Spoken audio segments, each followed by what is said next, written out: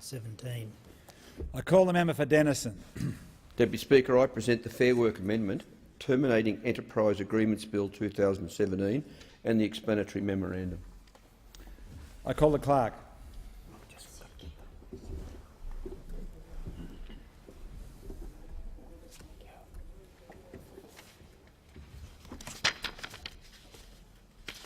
First reading, a bill for an act to amend the Fair Work Act 2009 and for related purposes. I call the member for Denison. Thank you, Deputy Speaker. I move that this bill be now read a second time. Deputy Speaker, this bill seeks to amend the Fair Work Act 2009 to narrow the circumstances under which an enterprise agreement can be terminated when it has passed its nominal expiry date. Under the current Act, an expired agreement that is still in force can be terminated unilaterally by the employer if the Fair Work Commission considers it appropriate and not contrary to the public interest. This bill would simply prevent the Commission from terminating any agreement if it would result in less favourable terms and conditions for any employee covered by the agreement. It would also invalidate any decision of the Fair Work Commission to terminate an agreement since 22 April 2015 if the decision would not have met the new requirements in this bill. Deputy Speaker, this bill responds to significant concern about expired agreements being terminated by employers in order to force employees onto lower wages and conditions. It's necessary because the bill is necessary because the practice has become more common in recent years, particularly since the Fair Work Commission decision in Horizon Operations Limited, Horizon Network Proprietary Limited and Australia Eastern Railroad Proprietary Limited on 22 April 2015.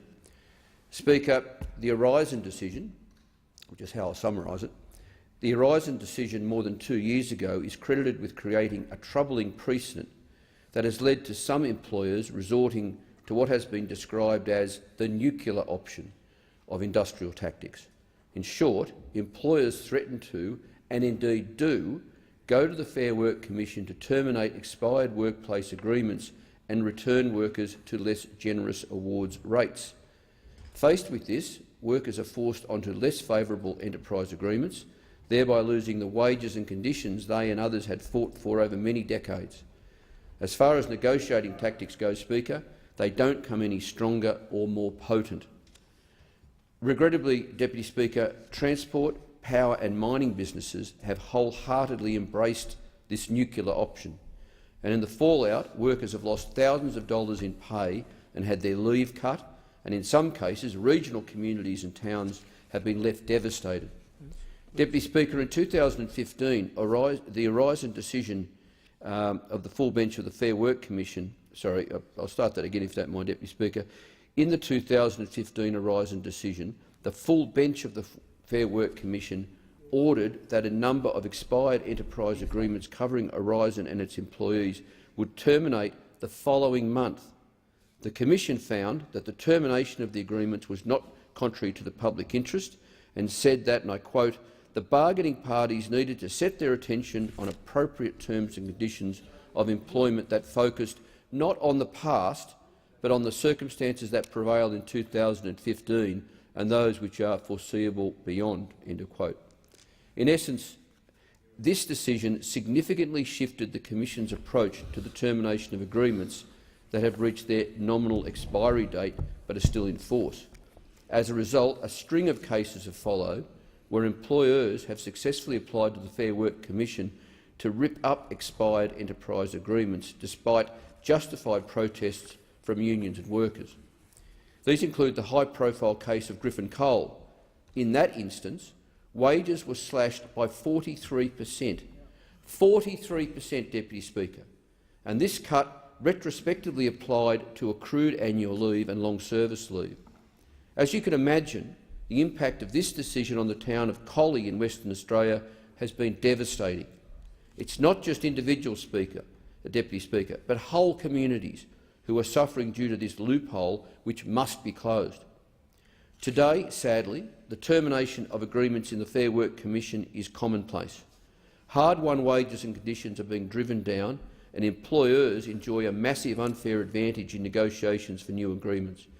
Indeed, the Horizon precedent has been blamed for a reported explosion of enterprise agreement terminations from 156 in 2014 to 517 in 2016. These are obviously troubling statistics, Deputy Speaker, in a time of record low wages growth, particularly when you consider that each of the hundreds of terminated agreements potentially represent entire workforces or communities, as in the case of Collie, driven onto lower wages and conditions. Speaker, we can't allow this to go on. We can't have workers going backwards. We don't want nuclear warfare in our enterprise bargaining. This is not the path to productivity. This is not the path to fairness. Which brings me back to the bill I present today, because the simplest approach to stopping employers from using the nuclear option is for this parliament to change the law as it applies to termination of expired enterprise bargaining agreements. Deputy Speaker, this bill would create a level playing field for employees and employers because it would prevent the Fair Work Commission from terminating an agreement if it would result in employees going backwards. It would also invalidate any decision of the Commission to terminate an agreement since the Horizon decision in 2015 if the subsequent decisions would not have met the new requirements in this bill. Deputy Speaker, just last month, in a landmark decision that sent shockwaves across the country, Murdoch University became the first public institution to use the nuclear option when the Fair Work Commission ended the enterprise agreement covering staff at that Western Australian university. Of course, this was a devastating and shocking move by Murdoch University for the individual workers, who now face the real possibility of lessened conditions, including significant cuts to salaries, super contributions and leave. But it's also a decision with wider ramifications, and one that will send a shiver down the spine of staff at universities around the country, including at the University of Tasmania, where staff are working under the shadow of an expired enterprise agreement. Yes, Murdoch University has agreed to maintain some workplace conditions for 6 months, but the National Tertiary Education Union is predicting dire consequences for staff, including cuts to salaries of between 20% and 30%, cuts to super contributions of up to 17%, reductions of redundancy payments of up to 80%, the withdrawal of paid parental leave and the loss of 2 days of personal leave. Deputy Speaker, how are staff at Murdoch supposed to negotiate a new enterprise agreement in this situation when the employer has its finger ready at the trigger? Frankly, it's a terrible power imbalance that gives employers a most formidable weapon and puts staff between a rock and a hard place. Of course, there will be enormous pressure on workers trying to bargain in this unfair environment to sign on to new agreements with lesser conditions than they would have accepted had they been negotiating on a level playing field. No wonder the NTEU has been inundated with emails from concerned staff from Murdoch since the decision a few weeks ago. No wonder staff at other universities, including at UTAS in my electorate, no wonder they're watching on in fear. What a terrible situation to put workers in, Deputy Speaker.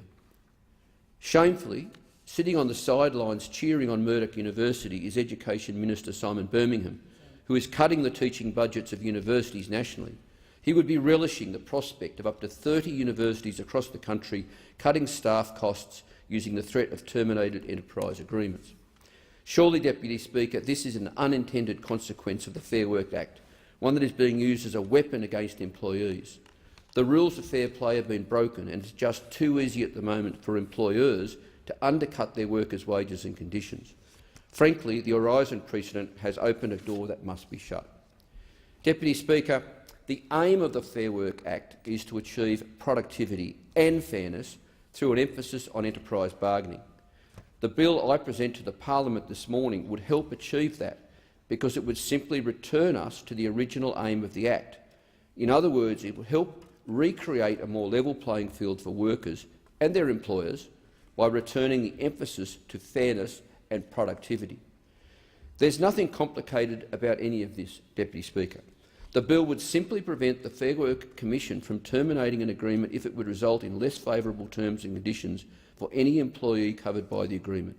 It would also invalidate any decision of the Commission to terminate an agreement since 22 April 2015 if the decision would not have met the new requirements in this bill. Speaker, in closing, I thank the Australian Council of Trade Unions and the National Tertiary Education Union for their advice on this bill, as well as their support and advocacy on behalf of workers. It's my hope now that the government and the opposition will put their political self-interest aside and focus on the public interest and get behind this bill that we have before the parliament. I also thank the member for Melbourne for seconding this bill and for his tireless efforts fighting for workers' rights. Once again, Deputy Speaker, it's left to the crossbench to stand up for sensible reform. Deputy Speaker, it's time the Fair Work Act lived up to its name and intent, and I urge the parliament to support this bill. Thank you, Deputy Speaker.